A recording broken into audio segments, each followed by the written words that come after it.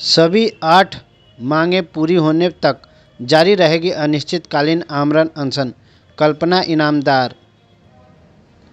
गौनाहा प्रखंड क्षेत्र अंतर्गत महात्मा गांधी की ऐतिहासिक कर्मभूमि भितिहरवा गांधी आश्रम के मुख्य द्वार के समक्ष लोक आंदोलन न्यास के बैनर तले कार्याध्यक्ष कल्पना इनामदार ने चटाई पर बैठकर अनिश्चितकालीन आमरण अनशन की शुरुआत की। आमरण अनशन का शुभारंभ करने के पूर्व लोक आंदोलन न्यास के कार्यकर्ताओं सहित कल्पना इनामदार ने महात्मा गांधी की प्रतिमा पर माल्यार्पण कर श्रद्धा सुमन अर्पित की। आमरण अनशन का शुभारंभ करते हुए कल्पना इनामदार ने कहा कि जब तक हमारी सभी 8 मांगें केंद्र व बिहार सरकार नहीं मानेगी तब तक हमारी अनशन जारी रहेगी। उन्होंने कहा कि बिहार में व्यवस्था परिवर्तन के लिए लोक आंदोलन न्यास के संस्थापक अध्यक्ष अन्ना हजारे जी के निर्देश पर भितिहरवा गांधी आश्रम से अनिश्चितकालीन आमरण अनशन का शुभारंभ किया गया है। केंद्र सरकार पर चर्चा करते हुए कल्पना इनामदार ने कहा कि प्रधानमंत्री के पर्यवेक्षण में बिहार विकास मिशन समिति का गठन किया जाना चाहिए ताकि बिहार से पलायन को रोका जा सके। हमें पत्र दिया था, हमें परमिशन भी दी थी कि आप आंदोलन कर सकते हैं, लेकिन 2 दिन के बाद उन्होंने हमारी परमिशन कैंसिल की। उन्होंने कहा कि सरकारी कार्यक्रम है भितिहरवा में, लेकिन यहाँ पे तो कोई कार्यक्रम दिखाई नहीं दे रहे और उन्होंने हमारी परमिशन कैंसिल की। इसलिए हम पहले दिन चटाई पे बैठ के ही आंदोलन कर रहे हैं। अच्छा, कितने दिन का आंदोलन है आपका मैडम? जब तक मेरी मांग पूरी नहीं होती है और बिहार विकास समिति नहीं बनती है प्रधानमंत्री के निरीक्षण में, तब तक मैं यहाँ से नहीं उठने वाली। मांगों का लिस्ट कितना है? मांग 8 मांगे है मेरी।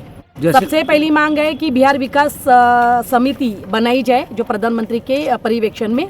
दूसरी मांग जो है मेरी, यहाँ के युवा है उनके लिए, जो बेरोजगार है उनके लिए मतलब रोजगार की उपलब्धता कराई जाए और ये जो लघु उद्योग है इनको बढ़ावा दिया जाए। तीसरी मांग है हमारी, जब तक स्कूलों में ये गवर्नमेंट के स्कूल अच्छे नहीं होते हैं तब तक प्राइवेट स्कूलों का फीस गवर्नमेंट दे और उसके लिए राज्य सरकार और केंद्र सरकार दोनों बैठ के मीटिंग करके इसके लिए कुछ अलग से रास्ता निकाले।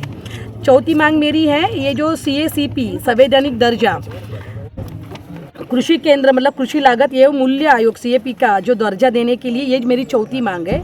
5वीं मांग है जो स्वामीनाथन आयोग को स्वायत्तता दी जाए और मेरी 6वीं मांग है मनरेगा को डायरेक्ट किसानों से जोड़ा जाए। अगर मनरेगा को किसानों से जोड़ा जाएगा तो किसानों का भी भला होगा और जो मतलब मजदूर है उनको भी 2 पैसा ज़्यादा मिलेगा।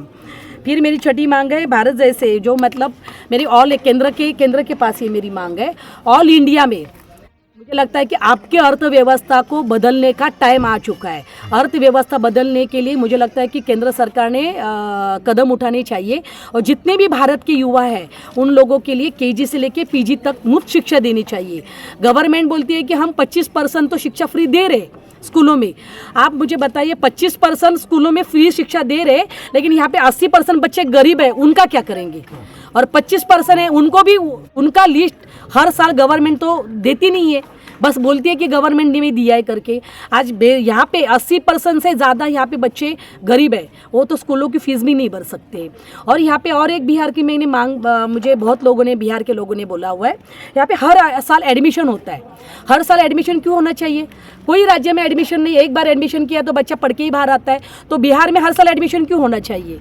ये जो हर साल एडमिशन की जो मतलब हो रहा है, इसी के ऊपर है ना राज्य सरकार ने ध्यान देना चाहिए और इसको ख़त्म करना चाहिए। जो प्राइवेट स्कूलों की जो मतलब चल रही है, ये तो शॉर्टकट में भ्रष्टाचार ही है, लेकिन ये जो मतलब लूट चल रही है, इस लूट को रोकने का काम राज्य सरकार ने करना चाहिए। उसके बाद मेरी मांग है लास्ट वाली, अखंड भारत। अभी हाँ आप देख रहे हैं हर जगह पे हिंदू मुसलमान का हो रहा है। हम चाहते हैं कि हमारा भारत महान हो, हमें सबसे पहला हमें रोजगार मिले, हमें शिक्षा मिले, अच्छा स्वास्थ्य मिले, ये तीनों के ऊपर ध्यान देना चाहिए। कोई भी सरकार ये सब भटका रही है, अलग मुद्दे पे हिंदू मुसलमान में बांट रही है, तो अखंड भारत के लिए ये बात अच्छी नहीं है। अखंड भारत के लिए केंद्र सरकार ने कड़े कानून बनाने चाहिए। बस ये मेरी 8वीं मांग है।